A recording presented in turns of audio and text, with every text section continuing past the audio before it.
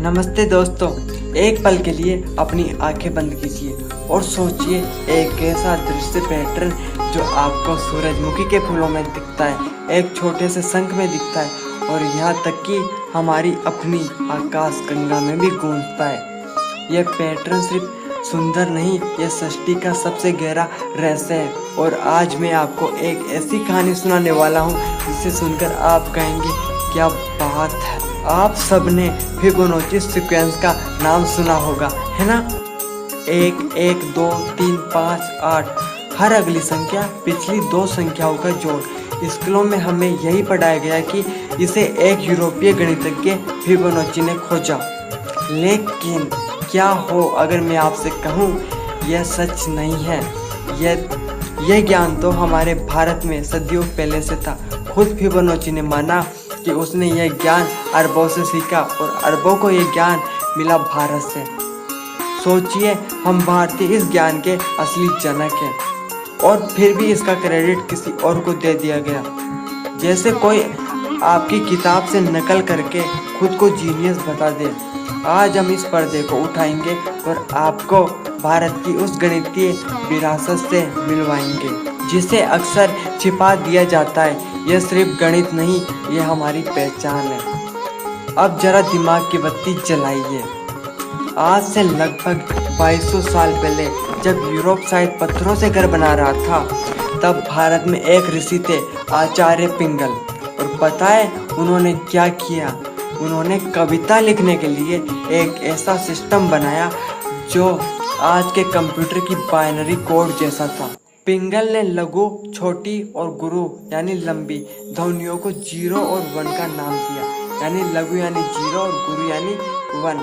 Imagine कीजिए 2000 साल पहले हमारे ऋषि मुनि कविता के लिए कोडिंग कर रहे थे और फिर उन्होंने इन 0 और 1 को मिलाकर जो पैटर्न्स बनाए उसे हम आज पास्कल ट्रायंगल कहते हैं। Pascal triangle? अरे भैया, पास्कल तो 17वीं सदी में आए थे। हमारे आचार्य पिंगल ने इसे मेरू प्रस्तर के नाम से सदियों पहले ही बना दिया था। ये ऐसा है जैसे उन्होंने कविता के हर शब्द के लिए एक एल्गोरिथम बना दिया हो। आज हम गर्व से कह सकते हैं पिंगल विश्व के पहले कोडर थे। और हाँ, उनके मेरू प्रस्तर को ही आज पास्कल ट्रायंगल के नाम से जाना जाता है। अच्छा, एक छोटा सा गेम खेलते हैं। मान लीजिए आपके सामने एक सीढ़ी है। आप एक बार में सिर्फ 1 या 2 स्टेप्स ही ले सकते हैं। तो उस सीढ़ी के ऊपर तक पहुंचने के कितने अलग अलग तरीके हो सकते हैं, सोचिए। हमारे ऋषियों ने हजारों साल पहले इसका जवाब दे दिया था। आचार्य वरेंगा ने बताया कि हर स्टेप को चढ़ने के तरीके पिछले 2 स्टेप्स के तरीकों का जोड़ होता है।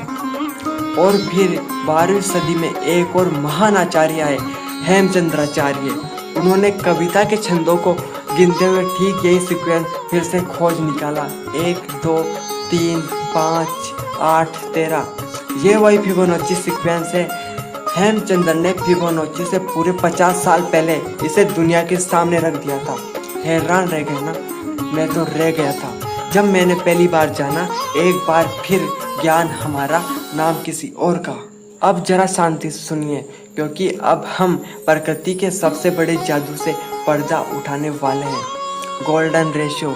यह सिर्फ गणित नहीं, यह सृष्टि की वो धड़कन है जो हमें प्रकृति से जोड़ती है। जब हम फिबोनाची की संख्याओं को एक दूसरे से भाग देते हैं, जैसे 8 को 5 से, 13 को 8 से, तो एक जादुई नंबर मिलता है 1.618। यह कोई साधारण नंबर नहीं है दोस्तों, यह प्रकृति का सबसे प्यारा डिजाइन कोड है। मैं आपको दिखाता हूँ। सूरजमुखी के बीजों को देखिए, उनके घूमने का तरीका, शंख के घुमाव देखिए, यह सब इसी जादुई अनुपात पर टिके हैं। ये गोल्डन रेशियो हमें फूलों की पंखुड़ियों में, पेड़ों की टहनियों में और यहाँ तक कि हमारी अपनी आकाशगंगा में भी मिलेगा। क्या आप कल्पना कर सकते हैं? यह सिर्फ गणित नहीं, यह प्रकृति का प्रेम पत्र है। ये वो ब्रह्म सूत्र है जिसे हमारे ऋषियों ने हजारों साल पहले पहचान लिया था, जब यूरोप शायद इसे देवीय मानकर पूजा कर रहा था बिना समझे। और पता है इस गोल्डन रेशियो का सबसे शानदार इस्तेमाल कहाँ हुआ? हमारे भारत में।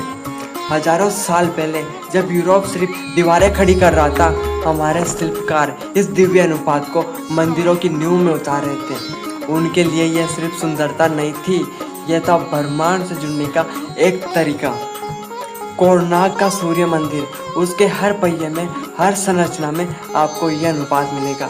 प्राचीन मंदिरों की मूर्तियाँ, उनकी भंगिमाएं, उनके कर्व से सब इसी स्वर्णिम अनुपात में रचे गए हैं। और हाँ, एलोरा की गुफाएं, खासकर कैलाश मंदिर, एक ही चट्टान को काटकर बनाया गया ये अद्भुत स्ट्रक्चर इस अनुपात का जीता जागता प्रमाण है।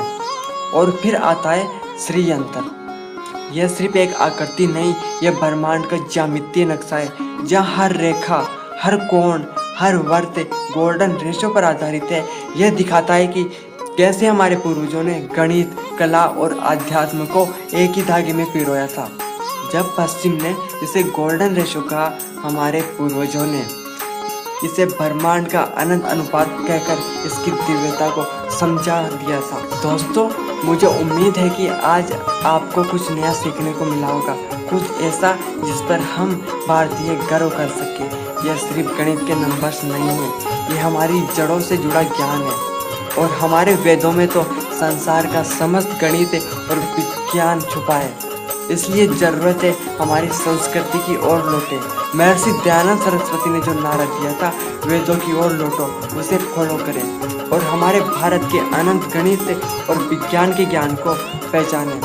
हमारे प्राचीन भारत के गणितज्ञों का सम्मान करें और उन्हीं की तरह हमें मास्टर्स या पीएचडी की डिग्री नहीं बना सकती। अगर हमें भारत माँ के लिए गणित और विज्ञान में कुछ करना है तो एपीजे कलाम की तरह जुड़ना होगा भगवत गीता से, भारतीय संस्कारों से, जिन संस्कारों से हमारे अंदर गणित और विज्ञान का ज्ञान विकसित होता है, हमारे मस्तिष्क की क्षमताएं बढ़ती है। हमें पढ़ाया गया कि यह खोज पश्चिम की है, पर सच्चाई तो यह है भारतीय गणित का असली जनक है। तो अगली बार जब आप किसी फूल को देखेंगे या किसी संग को उठाएंगे या किसी मंदिर को निहारेंगे तो याद रखिएगा, आप सिर्फ एक आकृति नहीं देख रहे हैं, आप गोल्डन रेशियो, स्वर्णिम अनुपात यानी ब्रह्मांड के उस दिव्य लय को अनुभव कर रहे हैं जिसका ज्ञान हजारों साल पहले हमारे ऋषियों ने हमें दिया था। जागो भारत, अपने इस अद्भुत ज्ञान को पहचानो और दुनिया को बताओ हम किसी से कम नहीं। अपनी वैदिक प्राचीन संस्कृति को पुनः स्मरण करो। अगर आपको यह कहानी पसंद आई तो इस वीडियो को लाइक शेयर जरूर करना। कमेंट्स में मुझे बताना आपको भारत का ये ज्ञान कैसा लगा। और हाँ, ऐसे ही और अनसुने रहस्यों को जानने के लिए हमारे चैनल को सब्सक्राइब करना मत भूलना। मिलते हैं अगली ऐसी ही वीडियो में, तब तक के लिए नमस्ते।